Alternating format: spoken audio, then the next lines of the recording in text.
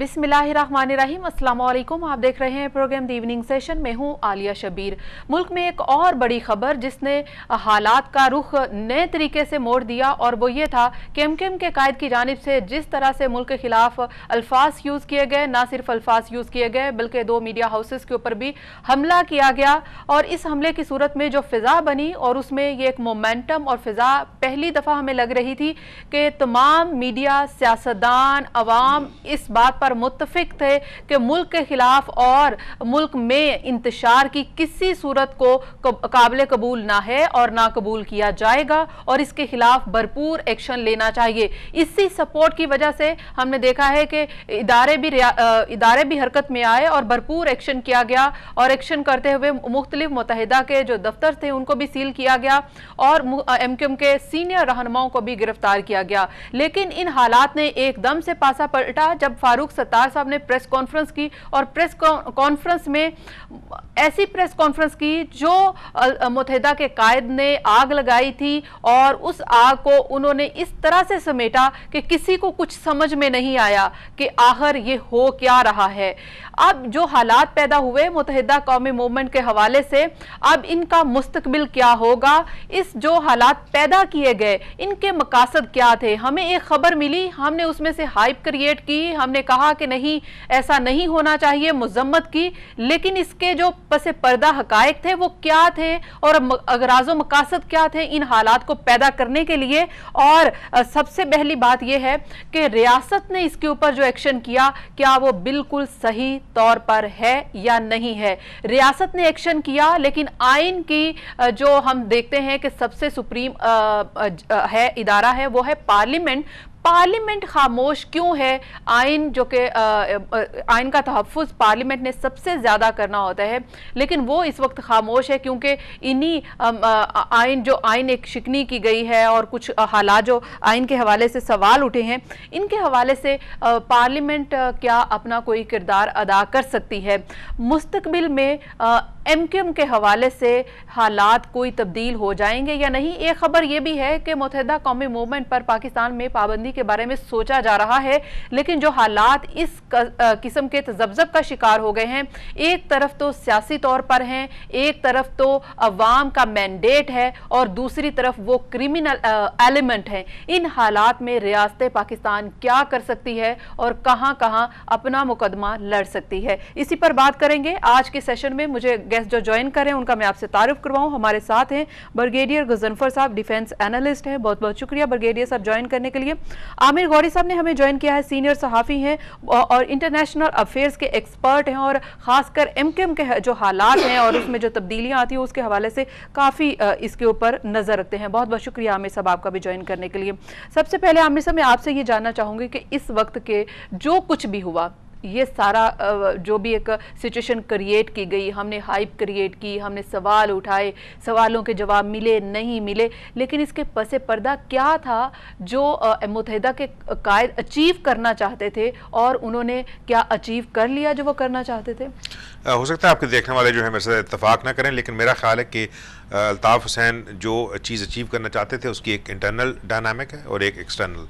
पहले एक्सटर्नल को डिस्कस कर लेते हैं। बहुत अरसे के बाद भारत के ऊपर जो है वो इंटरनेशनली प्रेशर था कि कश्मीर के अंदर उसने एक जुल्म और जबर का बाजार गर्म किया हुआ है। उनकी अपनी हाई कोर्ट जो जम्मू कश्मीर की हाई कोर्ट है उसमें उनकी जो सिक्योरिटी फोर्सेस हैं उन्होंने ये एडमिट किया कि हमने 1.7 मिलियन पैलेट्स जो हैं वो फायर किए हैं अपने ही लोगों पे। अगर उनके आर्टिकल जो आइन का उनका जो 370 है उसके तहत वो समझते हैं कि कश्मीरी उनके लोग हैं, कश्मीरी ये नहीं समझते।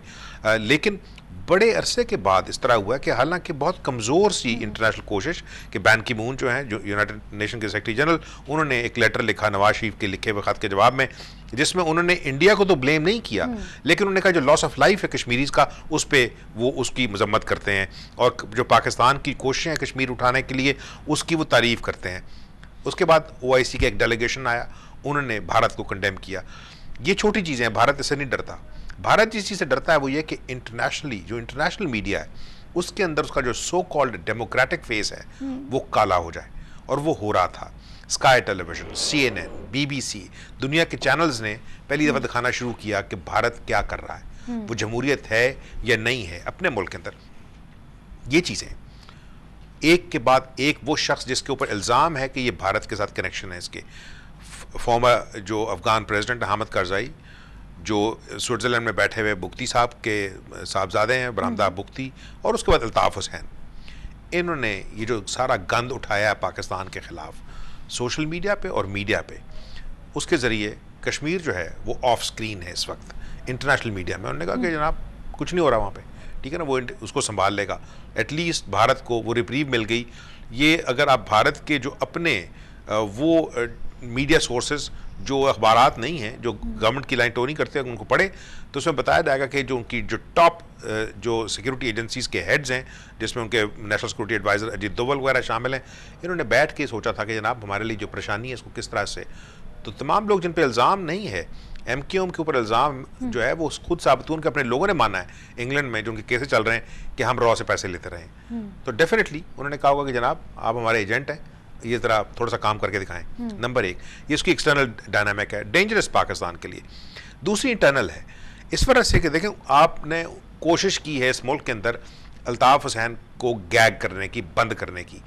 उसको ये पता है इंतहाई चालाक आदमी के तौर पे, चालाक सियासतदान के तौर पे, कि मैं एक बयान दूंगा आग लग जाएगी मुल्क में। तो वो जो सुप्रीम कोर्ट, हाई कोर्ट के ऑर्डर हैं कि इनकी तकरीरें नहीं दुखानी, पिछले 72 घंटे से सिर्फ वो शख्स डिस्कस हो रहा है, उसका बयान डिस्कस हो रहा है, और हम सारे लोग उसके बयान की जो मुख्तलिफ डायमेंशंस हैं उसको डिस्कस कर रहे हैं। He is happy man.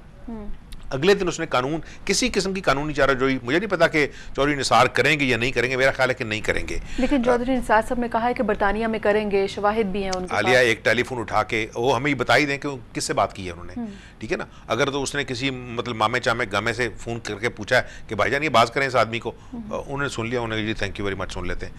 हमें ये बताया जाए कि किस कानून के तहत करेंगे, कौन से वकील किए हैं इन्होंने, किस जुर्म के तहत वो पकड़ना चाहते हैं उनको। ये जो जज्बाती बात है ना कि उठाया जाएगा मामला, ये बड़ा सुना है हमने, मैं पिछले 22 साल से MQM को देख रहा हूं। वज़ीर आज़म साहब ने भी कहा है, नवाज शरीफ साहब ने भी कहा है, हमारे पास वज़ीर आज़म साहब को तो इतना बड़ा सांस मिल गया है कि देखे ना उनके खिलाफ यहाँ पर आपने माज उठाया हुआ था मुख्तलिफ लोगों ने, पनामा लीक्स जो है वो कहीं घुस गई हैं, ठीक है। दूसरी चीज एज यू से कि इसका मतलब है कि बेनिफिशियरी जो है वो बहुत सारे हैं। नवाज शरीफ का जो असल पॉलिटिकल चैलेंज आ लिया इस मुल्क में, वो कोई पॉलिटिकल पार्टी नहीं है, जरदारी साहब उनके खिलाफ नहीं है, इमरान खान में इतनी जो है वो सख्त नहीं है कि वो पॉलिटिकली मुकाबला कर सकें। उनकी पार्टी एक छोटी पार्टी है, उनका असल मुकाबला जो है ना वो ये समझते हैं कि रावलपिंडी के साथ है, पाकिस्तान की फौज के साथ है। तो अब फौज के एक सीनियर जो वहाँ कमांडर है उसको उन्होंने गाली दे दी, उन्होंने कहा बाहर निकल कर मर्द का बच्चा है, तो वो अंदर बैठ के खुश कर रहे होंगे कि जनाब थैंक यू वेरी मच, सारा मेरे से प्रेशर ऑफ है, थैंक यू वेरी मच, 2-3 हफ्ते गुजर जाएंगे, मैं नए आर्मी चीफ का नाम दे दूंगा, मैं बैठा हुआ हूँ यहाँ पे। ये ब्रिगेडियर साहब, जिस तरह से आमिर गौरी साहब ने सारी मंजर कशी की है इन हालात की और पसे पर्दा जो था और इसके बेनिफिशरियों का भी जिक्र किया, आर यू अग्री कि ऐसे ही है? मैं इस पर 2 चीज़ें कहना चाहूँगा कि जहाँ तक तो कश्मीर का ताल्लुक़ है और जो कुछ इंडिया कश्मीर में कर रहा है, वो पहली दफ़ा एक रिकग्निशन ये है कि वो इंडिजिनस स्ट्रगल है, और वहाँ पे वो इन इलाकों से शुरू हुई है जो इलाके नेशनल कॉन्फ्रेंस का गढ़ तस्वर किए जाते थे। शोपियाँ हैं, अपना पलगाम है, डेरा है, ये तमाम इलाके वो थे जो महबूबा मुफ्ती का गढ़ थे, और वो जो स्ट्रगल है वो रोज़ ब रोज़ बढ़ती जा रही है। तो मेरी नज़र में इस किस्म के जो एक्शन होते हैं, जो ये अल्ताफ़ हुसैन के जो मुगलज़ात जो उसने बके, इससे उस स्ट्रगल या वो जो कश्मीर का जो इशू है वो किसी तरह मैर होता नज़र नहीं आता। इसलिए कि जिस तरह ये सोशल मीडिया पे चल रहा है, कश्मीर भी सोशल मीडिया पे चल रहा है। कश्मीर, और मुझे अफसोस से ये भी कहना पड़ता है कि स्काई या फॉक्स ने कश्मीर को उस तरह कवर नहीं किया, ना उन्होंने अल्ताफ़ हुसैन को इस तरह कवर किया। इसको ज़्यादा इंटरनल डायनामिक्स के मामले में जिस तरह आप देख रहे हैं, वो इंटरनल डायनामिक्स उसकी ज़्यादा इंपॉर्टेंट। तो कश्मीर और ये या CPAC को अगर आप देखते हैं, अगर हम देखते हैं कि जी अमेरिकन या बाकी लोग चाहते हैं कि जी इस किस्म की ट्रबल हो ताकि आपका CPAC इफेक्ट हो, तो ये देखिएगा कि CPAC के ऊपर जो फिजिकल काम है वो हर हाल में जारी है। अब आने वाले दिनों में आपकी चाइना की जो कुछ होगी वो चीज़ होगी। जहाँ तक MQM का ताल्लुक है और जो उसके इंटरनल डायनामिक्स गौरी ने बयान किए, वो बिल्कुल ठीक है, वो आई एग्री विद हिम। और उसमें यह है कि उसमें मैं अब जो चीज़ मेरे जहन में खड़कती है और जिस चीज़ को मैं सोचता हूँ कि अल्ताफ़ हुसैन ने एक दिन एंटी पाकिस्तान बात की, उसके बाद उसने अगले दिन उसको रिपीट किया when he address some people in America, और वहां पे लोग उसके पीछे बैठे थे। उसमें उसने कैटेगोरिकली कहा कि आप इंडिया से मदद मांगे, इजराइल से मदद मांगे, अमेरिकन से मदद मांगे, जिससे चाहे मदद मांगे। यानी उसने अपने तमाम उन लोगों के नाम ले लिए जो उसको सपोर्ट कर रहे, और उसका बता दिया वहां लोग थे जिन्होंने कहा जी हाँ जी अब भाई आप ठीक कह रहे, जो उसके दरबारी और खुशामदी होते हैं। अब इसमें इन दोनों इवेंट्स को अगर आप गौर से देखें, और अगर इसमें आप कहें कि बेनिफिशियरी नवाज शरीफ है, तो मैं तो उसका मतलब दूंगा कि Nawaz Sharif is involve into it. लेकिन ये डॉक्टर ताहिरुल कादरी साहब भी कहते हैं कि जब भी हम कोई तहरीक शुरू करते हैं उस वक्त ऐसा हो जाता है, और ये नवाज शरीफ साहब हैं, तो क्यों ऐसा कहते हैं? अगर वो भी अल्ताफ हुसैन भी अदारों के खिलाफ बात कर रहा है, और अदारों के खिलाफ बात कर, मेरा तो ख्याल में ये जो कुछ होता है हुआ है, इसका कैथारसिस जिस तरह अब हो रहा है पाकिस्तान की पब्लिक में, अवाम में जो कैथारसिस हो रहा है, या अवाम जिस तरह इसको देख रहे हैं, असल चीज वो है जो आपको ये बताएगी कि लोगों की फीलिंग्स क्या है। क्योंकि अदारों में लोगों के फीलिंग्स का तो मैं बाद में करूंगी, लेकिन अब ISI या हमारी एजेंसी, हमारे एस्टैब्लिशमेंट की क्या फीलिंग है? क्योंकि अल्ताफ हुसैन साहब ने हमेशा से पॉलिटिक्स जो की है वो एस्टैब्लिशमेंट के अगेंस्ट की है, उनके खिलाफ की है, और उनकी एक्सटर्नल पॉलिसी सारी इधर रही है। एस्टैब्लिशमेंट जो है आलिया, उसने ये देखना होता है कि पीपल परसेप्शन क्या है, और ये चीज आप मेरी बात आज लिख लीजिए, ये चीज MQM के अंदर क्लेवेज लेके आएगी, आज नहीं तो कल लेके आएगी, कल नहीं तो परसों लेके आएगी। अल्ताफ हुसैन ने एक वो तो खेला है, एक उसने मोरा तो फेंका है, जो उसने ये गौरी ने जिस तरह कहा आमिर साहब ने कि वो उसने इंडिया के कहने पे फेंका है। अजीत कुमार डेवल जो है उसने डायरेक्ट उसको एडवाइस किया कि तुम ये काम करो, बिकॉज उससे उसके ताल्लुकात है, और there are number of telephone calls which have been made to him before this incident. फिर लोग ये कहते हैं कि उसको उनकी बहुत हैवी ट्रांसमिशन रही है उसके साथ। तो अगर उसने काम किया तो अपनी तरफ से उसने गेम खेली है, जिसका परमानेंट, जिसका टेम्पररी आपको ये चीज नजर आती है कि आपके मीडिया चैनल के ऊपर अल्ताफ अल्ताफ अल्ताफ हो रहा है। लेकिन जब ये चीजें इन कॉन्टेक्स्ट डिफरेंट होती हैं, इन कॉन्टेक्स्ट डिस्टेंस होती है, डिस्कस होती है, तो ये लोगों को अच्छा मैसेज नहीं भेजती। और जरूरत इस बात की कि पाकिस्तान की पब्लिक में ये रियलाइजेशन डेवलप हो, कराची की पब्लिक में ये रियलाइजेशन डेवलप हो कि अल्ताफ हुसैन का असल कैरेक्टर है। लेकिन ब्रिगेडियर साहब आप देखें कि पब्लिक परसेप्शन की जहां पर आप बात करते हैं, 9-0 पर रेड हो, रेंजर्स रेड करती है, अगले दिन ही बल्दियाती इलेक्शन MQM जीत जाती है। दो चीजों को मिक्स कर रही है। मुत्तहिदा कौमी मूवमेंट के बारे में इतनी सारी गलतफहमियां सामने आती हैं, लेकिन अभी मेयर और डिप्टी मेयर उनके बन जाते हैं। आप जब ये बात करेंगे ना तो आप MQM को क्रेडिट देंगे। सो प्लीज एनालाइज, ये तो हकीकत है सर, जो नजर आ रहा है। नहीं, मैं सर्च कर रहा हूँ, इसको एनालाइज इस तरह करें कि जो बल्दियाती इलेक्शन हुए थे ना, ये आज से 9 महीने पहले हुए। सर मैं उस वक्त की भी बात कर रही हूँ, मैंने रिलेट इसीलिए कर दी है ताकि आपको ये, और दोनों चीजों का मैं खुद विटनेस हूँ, तो मुझे किसी से पूछने की जरूरत नहीं है। कई महीने पहले जिस वक्त हमें किसी को पता नहीं था कराची के अंदर के मुस्तफा कमाल नामी आदमी कौन है, उसके इलेक्शन से कम 3-4 महीने पहले इन्होंने अपने वहाँ पे एक फंक्शन के अंदर बाकायदा, इसमें 500 लोग बैठे हुए थे, इन सारे लोगों के सामने अल्ताफ हुसैन उसका हाथ खड़ा करके हमारे सामने ही कहा था कि कराची के इलेक्शन का रिजल्ट कुछ भी हो, ये लड़का कराची का अगला नाजिम होगा। वो बना वसीम अख्तर। उन्होंने कहा क्रिमिनल केसेस ये वो सब कुछ आप जो मर्जी करते हैं। उन्होंने कहा कि मैंने उसको नॉमिनेट कर दिया है, ये बनेगा। वो वापस आए, गिरफ्तार हुए, ये हुआ वो हुआ, अभी भी अंदर है।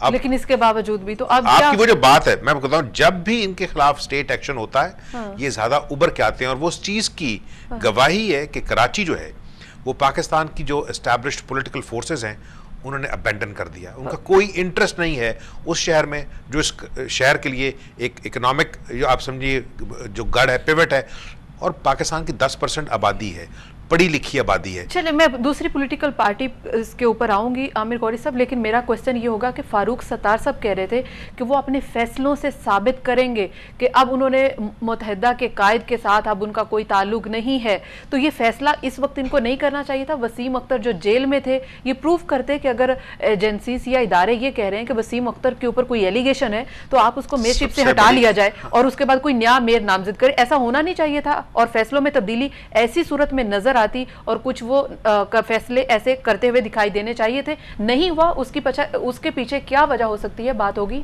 एक ब्रेक के बाद। हमारे साथ रहिए।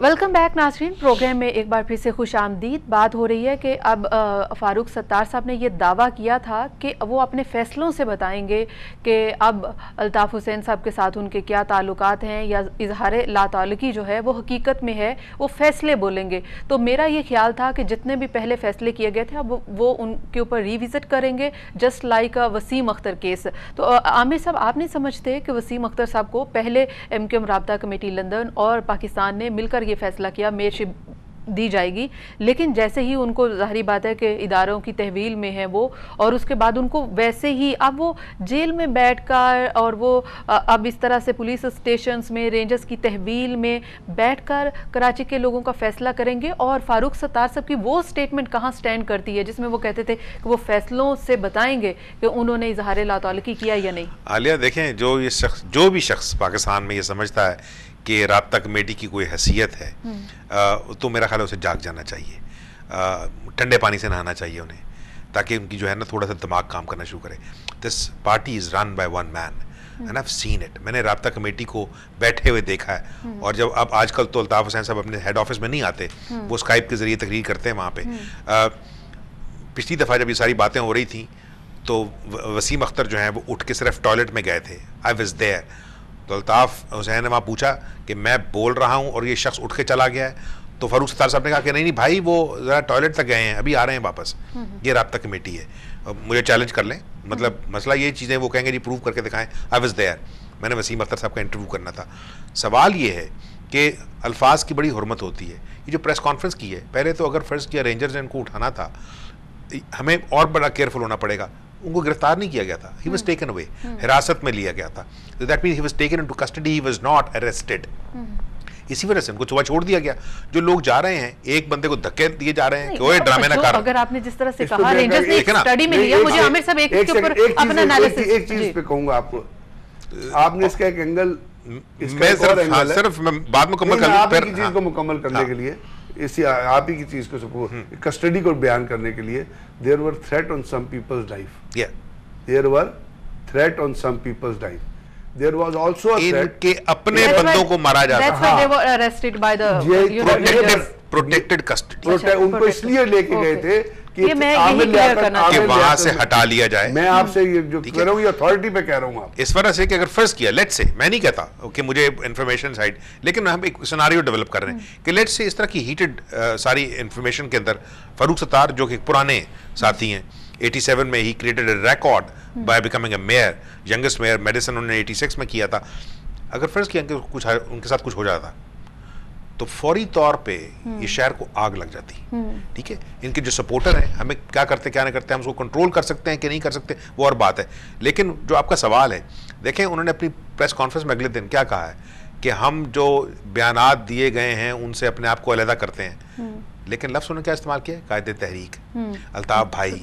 3 बार आमिर लियाकत साहब ने रिजाइन किया, अल्ताफ भाई। अभी तक ये आमिर लियाकत साहब की रेजिग्नेशन का समझ में नहीं आया, क्योंकि एक दिन तो वो डिफेंड करते रहे। नहीं, मैं आपको बताता हूँ।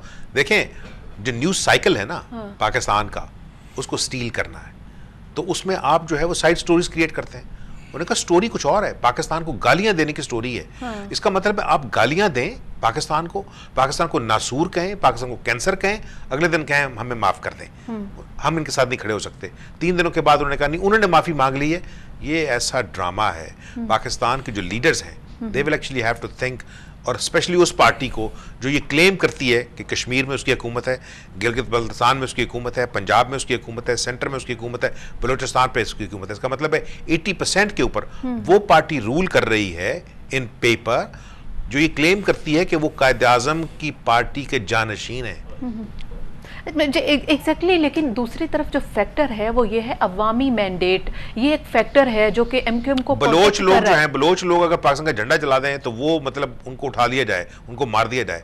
अल्ताफ हुसैन ने 1979 के अंदर पाकिस्तान का झंडा जलाया था।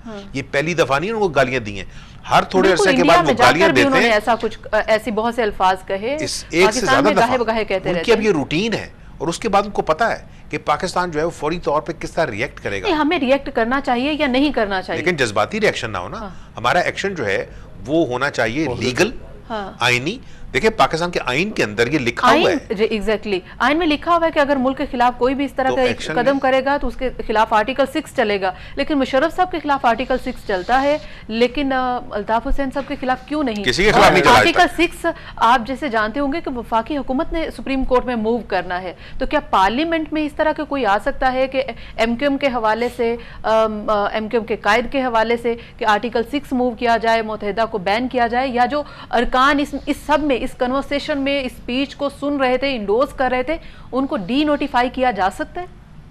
आलिया, हर चीज कॉन्स्टिट्यूशन में भी, लॉ में भी बहुत क्लियर है, लेकिन बुनियादी बात जो है ना वो ये है कि जब पार्लियामेंट के अंदर तकरीरें हों पाकिस्तान के अदारे और पाकिस्तान के कॉन्सेप्ट के खिलाफ, तो आप पार्लियामेंट से बाहर क्यों देखती? और वो तकरीरें की जाएं उन लोगों से जो इत्तेहादी काउंट किए जाते हैं, जिनको आप गले में साथ हाथ लेके चलते हैं। तो इसका मतलब ये तो यहाँ निकलता है, जैसे मैं पहले आपसे कह रहा था कि अगर बेनिफिशरी नवाज शरीफ अपने केसेस में है, तो इसका मतलब है कि पार्लियामेंट में जो कुछ हो रहा है उसका भी बेनिफिशरी नवाज शरीफ। इसका मतलब ये है कि जब आपने कहा ना, आपने रियासत की बात की थी, इस पर रियासत इन्वॉल्व नहीं है, इस पर हुकूमत इन्वॉल्व है। और हुकूमत वो है जो अभी हुकूमत वक्त है, क्योंकि वो सिर्फ और सिर्फ अपने इंटरेस्ट देख रही है। और उनका कंसर्न ये है, आज बड़े अफसोस की बात है कि पाकिस्तान में तो एक आग लगी हुई है, तो शहबाज शरीफ साहब मीटिंग कर रहे हैं कि बसंत को बेहतर तरीकों से किस तरह बनाया जाए।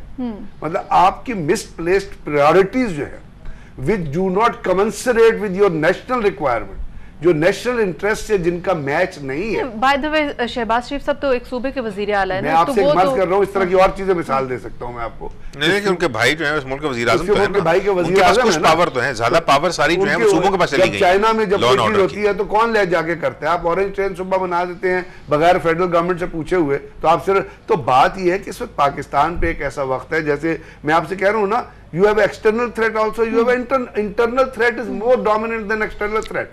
और उसके अंदर शाहजी बयान की हैसियत तक, सिर्फ बयान तक मैं ही कहता हूँ, ये जो सवाल है ना कि पाकिस्तान के खिलाफ जो उठाएगा उसको सख्ती से निपटा जाएगा, आनी हाथ से निपटा जाएगा, काश के वो आनी हाथ जो है वो इत्तेफाक फाउंड्री में बन जाते, लगे होते चौकों पे। आमिर गौरी साहब, मुझे ये बताइए कि ये प्राइम मिनिस्टर देखें, प्राइम मिनिस्टर ये पार्लियामेंट जेल में चले जाते हैं, लेकिन अल्ताफ हुसैन साहब हो तो वो मुशर्रफ हो या कोई भी हो, उनके साथ मिल जाते हैं। ये आपने फिर एक और डायमेंशन छोड़ दी है। इस पार्टी को बनाने वाले जो हैं वो भी एस्टैब्लिशमेंट के बड़े जनरल्स थे, जिन्होंने इनको पाल के रखा था वो भी बड़े जनरल्स थे। दरमियान में जो एक सो कॉल्ड पीरियड आया था जमहूरियत का, ये पार्टी जो है अपनी स्ट्रेंथ की वजह से बेनज़ीर भुट्टो के साथ भी थी और नवाज शरीफ के साथ भी थी, ये लोग पावर में रहे हैं। लेकिन सवाल जो है, नवाज शरीफ को लोग पूछेंगे कल कि क्या आपने एक नासूर पे हुकूमत की थी? क्या पाकिस्तान एक कैंसर था? क्या पाकिस्तान एपी सेंटर था? ये चीजें कही गई है ना। मुझे आमिर गौरी साहब के एक शख्स के जो कि बरतानवी शहरी है, हमें फर्क ही क्यों पड़ता है कि वो ऐसे अल्फाज? फर्क इसलिए पड़ता है कि वो शहर को पूरे शहर को ग्रिडलॉक कर सकता है। फर्क इसलिए पड़ता है कि मीडिया उसको बहुत उठाता है। मैं आपसे कह रहा हूं, अल्ताफ हुसैन की फ्रस्ट्रेशन आज क्या है? अल्ताफ हुसैन की सबसे बड़ी आप तकरीर नहीं सुना रहे उसकी, लेकिन डिस्कस हो कर रहे हैं। तकरीर नहीं सुना रहे लेकिन डिस्कस कर रहे हैं। उसकी फ्रस्ट्रेशन ये है कि उसकी शक्ल क्यों नहीं नजर आ रही। आज आप उसकी शक्ल दिखाएंगे तो वो आपको जैसे पहले माफिया मांगता था ना, वैसे माफिया। तो बात यह है कि कुछ चीजें ऐसी भी होती है, मेरी नजर में कुछ ऐसी वो कहते हैं ना, एक बहुत बड़ी सेइंग है कि आवाज सगा कम न कुंदे रिस्क गदारा। तो बात चीजें वही है कि हम घूम फिर के एक ही बात पे आ जाते हैं। राउंड टेबल बात है, क्रिटिसिज्म जो है वो चलती रहेगी, डिमांड की जा सकती है। मसलन चूंकि पार्टी जो है वो फारूक सत्तार साहब के नाम पर रजिस्टर्ड है, तो गवर्नमेंट जो है उनको ये कह सकती है कि जनाब ये बरतानवी शहरी है, आप अपना ताल्लुक इससे काटे।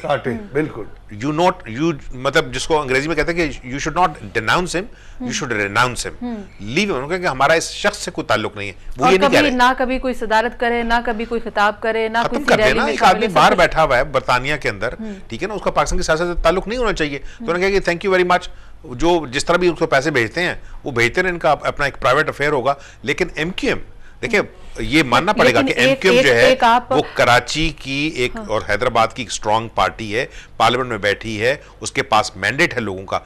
एमक्यूएम और अल्ताफ हुसैन में अब फर्क होना चाहिए, या पूछना चाहिए कि क्या एमक्यूएम के सारे लोग, सारे वोटरों की पाकिस्तान के बारे में वही फीलिंग है जो अल्ताफ हुसैन की है, या अल्ताफ हुसैन जो एक नाराज आदमी के तौर पे, अगर पाकिस्तान कैंसर है तो अल्ताफ हुसैन की जान बचाने के लिए उसको इस कैंसर से काट के अलग कर देना चाहिए। आप भी ऐसे ही समझते हैं? मैं आपसे शुरू में यही कह रहा था कि इस वक्त गवर्नमेंट के लिए, पार्लियामेंट के लिए, हुकूमत के लिए एक टेस्ट ये है कि वो MQM से उन्होंने, और MQM की जो लीडर, हम अब बात ये है कि अगर आप कहेंगे कि MQM को उठा के फेंक दें, या you can't do it. MQM जैसे गौरी ने भी कहा कि MQM एक रियलिटी है, लोगों ने वोट दिया है, it should not be done, मौजूद है, लेकिन MQM और अल्ताफ हुसैन लेकिन यही बात है कि हम जब एक तरफ कहीं ना कहीं सियासी माइलिश देते हैं और दूसरी तरफ हम कहते हैं क्रिमिनल है। आलिया, बहुत डीपली सोचने की जरूरत है, इसको देखने की जरूरत है, बड़ा वो कहते हैं ना इंट्रिकेटली देखने की जरूरत है कि MQM को एज ए पार्टी। लेकिन आमिर गौरी साहब, मेरा कॉन्सेप्ट क्लियर नहीं होता, आम आदमी का कॉन्सेप्ट भी क्लियर नहीं होगा।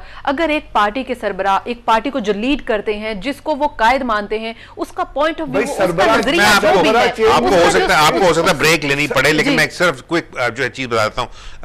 एक बहुत मशहूर जो प्राइम मिनिस्टर थे बरतानिया के, उनसे किसी ने पूछा था कि सियासतदान, अच्छा सियासतदान कौन होता है? उन्होंने कहा अच्छा सियासतदान वो होता है जो अवाम को जो है वो वादे बेच सके और उसके बाद वो वजूहात बेच सके कि वादे पूरे क्यों नहीं हुए। ये सारे लोग जो हैं, ये एक बिल्कुल इटर्नल डिसेप्शन का कॉन्सेप्ट है। ये सब लोग जो हैं ये अपने इंटरेस्ट का काम कर रहे होते हैं, और सैडली हमारे मुल्कों में ये अरूज पे है ये काम। इन लोगों का ना कारोबार तबाह होगा, ना इनकी सियासत तबाह होगी, मुल्क जो है वो नीचे की तरफ जा रहा है। इस तरह के बयानात जो हम डिस्कस करते रहेंगे, उनकी जिंदगी को फर्क नहीं पड़ता।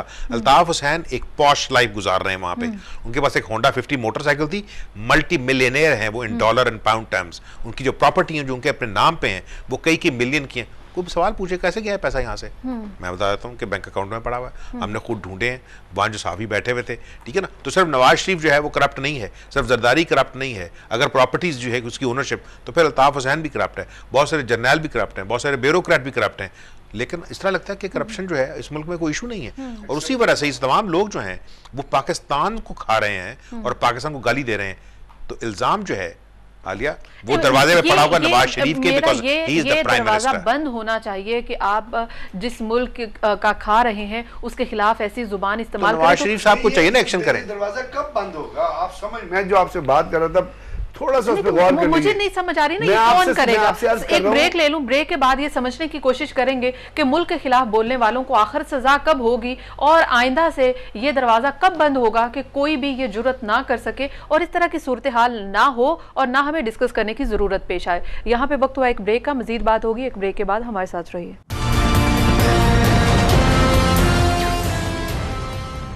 वेलकम बैक नाज़रीन, प्रोग्राम एक बार फिर से खुश आमदीद। और बात हो रही थी ब्रेक में जाने से पहले कि आखिर ये दरवाज़ा कब बंद होगा जब मुल्क के खिलाफ ऐसे अल्फाज इस्तेमाल किए जाएंगे और उनको करार वाकई सज़ा दी जाएगी और फिर ये जुर्रत किसी और में नहीं होगी, चाहे वो पार्लियामेंट में बैठा हो या फिर किसी दूसरे मुल्क में बैठा हो। आमिर गौरी साहब क्या समझते हैं कि हमारे यहाँ कानून में इतनी सख्त नहीं है, हमारे यहाँ इदारों में इतनी सख्त नहीं है, इतनी हिम्मत नहीं है, इतनी पावर्स नहीं है, या फिर हमारे जो सियासतदान है, ये जो हमारी पार्लियामेंट है, ये जो इतना दावा करती है कि ये सुप्रीम है, ये आइन की पासदारी का इन्होंने हलफ उठाया है, ये आइन की पासदारी करेंगे, करवाएंगे भी, लेकिन होता कुछ भी नहीं। दो चीजें देखें, मुल्क जो है वो ऑन इटसेल्फ कुछ नहीं होता, उसके वो अपने शहरियों से होता है और एक रिलेशनशिप है between the citizen and the state. वो हमारे यहाँ चूंकि पिछले 70 साल में सैडली उसमें, लेकिन हमें ये भी बताया जाता है कि रियासत पहले होती है और अगर कोई रियासत के ऊपर आंच आती है तो फिर कुर्बानियां आम अवाम और शहरी देते हैं पहले नहीं होती। मेरा थोड़ा सा इख्तिलाफ ऐसे, वो लोग होते हैं जो एक रियासत बना लेते हैं। 70 साल पहले पाकिस्तान नाम का कोई मुल्क नहीं था, कुछ लोगों ने ये फैसला किया कि हमें अपना अलग मुल्क चाहिए, उन्होंने स्ट्रगल की, उसके बाद ये सारे लोग पाकिस्तानी नहीं थे, ये मुसलमान थे जो हिंदुस्तान में रहते थे, कुछ हिंदू थे, कुछ सिख थे जो अभी भी रहते हैं, यहूदी थे इस मुल्क के अंदर। उन्होंने फैसला किया कि हमने पाकिस्तानी होना, हमने हिंदुस्तानी नहीं रहना, ठीक है ना। और 70 साल के बाद अगर पाकिस्तान ने इन सारे लोगों को सिर्फ जिंदा रहने का बराबर हक दिया होता तो ये तमाम इस तरह के जो सर्कस के मदारी हैं ये बिक ना रहे होते। इस वजह से कि दरमियान में जब आप जो है मुख्तलिफ किस्म के एक्सपेरिमेंट्स करें, and I am sad to say, Shahji जो है वो मेरे से हो सकता है जो है यहाँ पर इत्तेफाक न करें कि जब बाज़ लोगों ने इस मुल्क को जो है वो खुद चलाने की कोशिश की है उन लीडरशिप को हटा के, उससे लॉन्ग टर्म नहीं, मैं एस्टैब्लिशमेंट, जब मुझे ये लफ्ज़ अच्छा नहीं लगता, चंद फौजी जर्नैल, देखिए फौज जो है वो बेपनाह बड़ा जो है ना ये इस मुल्क का आप ये समझिए एसेट है। इस वजह से कि इस मुल्क पे जब मुश्किल वक्त आएगा ना तो नवाज शरीफ, अल्ताफ़ हुसैन, जरदारी, इमरान खान, मैं आप जंग नहीं लड़ेंगे, ये लड़ेंगे।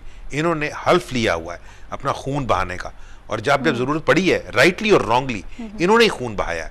तो मेरे दिल में फौज की बेपनाह कदर है, लेकिन उन जनरल्स की नहीं है जिन्होंने अपने तौर पे इस मुल्क पे कब्जा किया था और फिर ऐसा तोहफा हमें दिया है। नहीं, मैं बता रहा हूँ, ऐसा तोहफा इस मुल्क को दिया जो हमने खुद इलेक्ट नहीं करना था।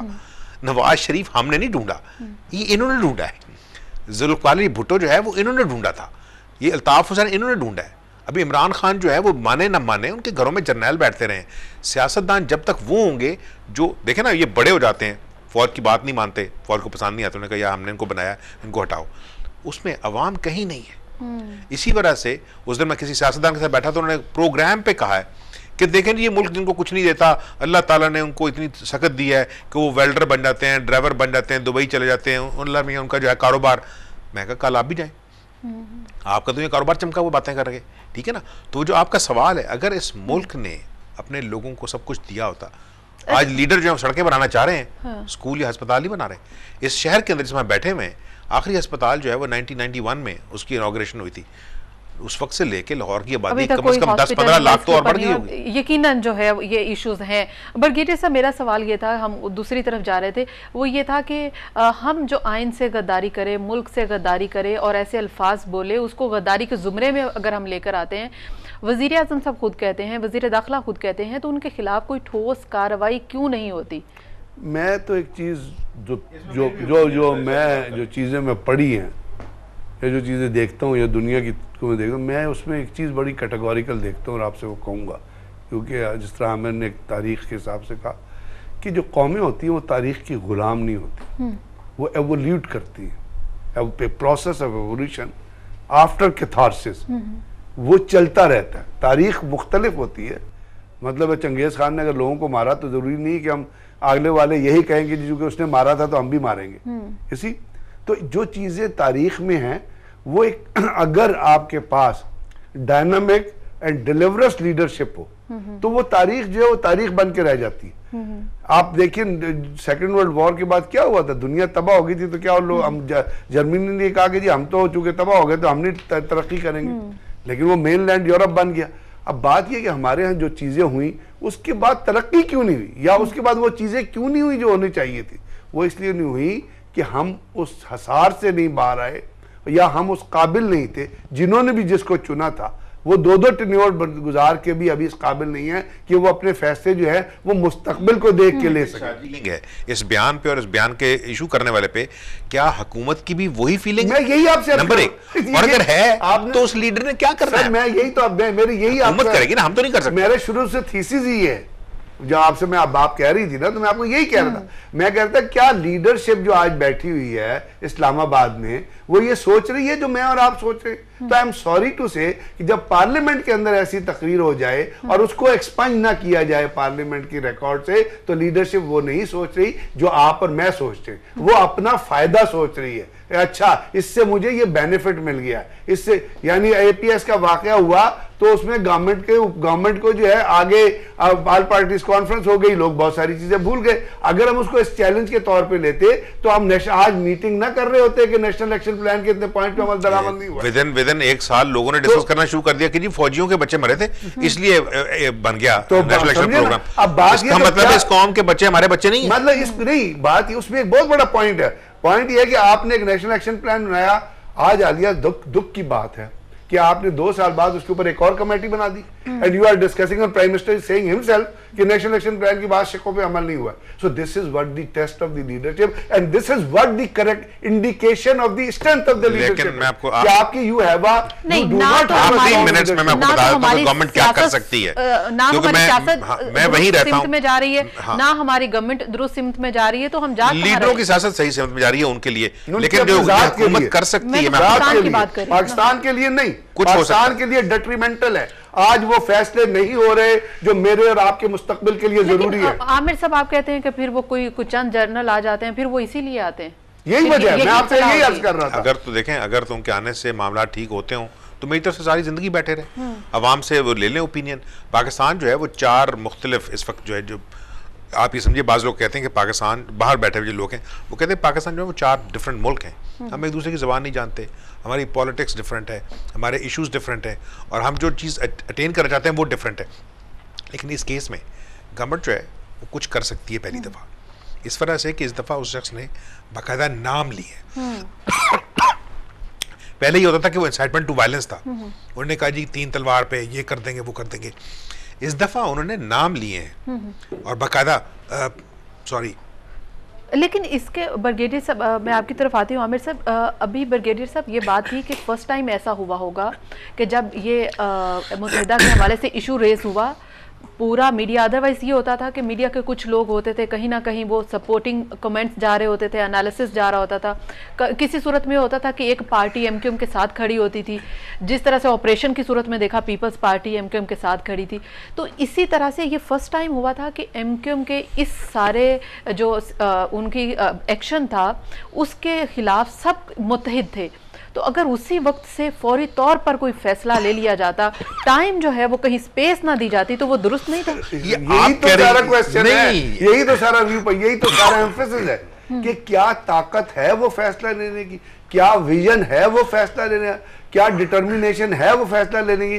तो वो नहीं है, उसको वो अपने जात के, अपने पावर के लिए, अपनी स्ट्रेंथ को, अपने आप को मजबूत मौका खो दिया। आप कह रही हैं वो आप मुत्तहिद इत्तेफाक थे, एक लीडर कह रहा है कि हमने सारी जिंदगी रहना है, तुमने 3 साल रहना है, उसके बाद से वो लीडर वापस वो भी बाहर है, नहीं वो वापस आए नहीं, बाहर बैठे, ठीक है ना, वो दुबई से बैठ के सिंध चला रहे हैं, सियासत चल रही है, तो वहां से चल रही है, अवाम उनको वोट देते हैं। केस में देखें दूसरे मुल्क भी हमें देख रहे हैं कि पाकिस्तान के अगर सियासी लीडर खुद तकसीम है, एक दूसरे को सारे के सारे करप्ट कह रहे हैं, तो पाकिस्तानी लीडरशिप जो है उसके अंदर मॉरल करेज है ये नहीं अपने आप को पड़ने वाली गालियों पे एक्शन करने की।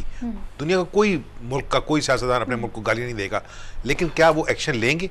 एक्शन ये हो सकता है कि इस दफ़ा पहली दफ़ा इन्होंने बाकायदा नाम लिए हैं। देखिए जो क्रिटिसिज्म है वो चलता रहेगा इस शख्स के ऊपर, इसकी बातों पे, लेकिन देखना ये कि हुकूमत वक्त जो है वो कुछ करना चाहेगी या नहीं करना चाहेगी। और उस सिलसिले में मैं सिर्फ बताऊँ कि इस दफ़ा थोड़ा बहुत हो सकता है कुछ, एक एटलीस्ट केस चल सकता है, और केस वहीं चलेगा। यहाँ पर आप ज़्यादा मजम्मत ही कर सकते हैं, वो पार्लियामेंट हो या दूसरे अदारे हों वहाँ पे।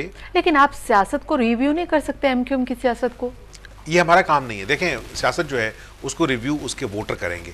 अगर वहाँ के उसके जो वोटर हैं कराची हैदराबाद के, लेकिन वो ये वोट का भी ऊपर एक सवालिया निशान है कि वो वोटर लिस्टें कहाँ बनती हैं, वो वोट किस तरह से डाल दिए जाते हैं। फिर उसके लिए हमने इमरान खान को रखा हुआ है, वो इंशाल्लाह सड़कों में इमरान खान सबसे पहले पाकिस्तान में सियासतदान के तौर पे इमरान खान ही था, राइट। इससे पहले आप मुझे बताएं, इमरान खान के बोलने से पहले तो लोग चैनल पे बात नहीं करते थे।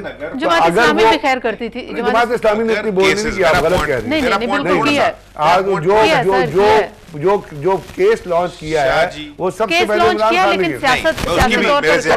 किया। वो जो जुडिशियल कमीशन में हुआ, नहीं वहां पर इमरान खान को दोबारा कहा गया कि आइंदा आपने ये इल्जाम इंग्लैंड में आके नहीं लगाने शख्स पे, क्योंकि ये डेफेमेशन का केस करेगा, आपको मुश्किल हो जाएगी आप यहाँ पे आने पे। देखें जो मैं चीज़ कह रहा हूँ कि जो कानून है वो हमेशा ब्लैक एंड वाइट में होता है, रिटन में होता है, जज्बात में नहीं होता, बयानात में नहीं होता।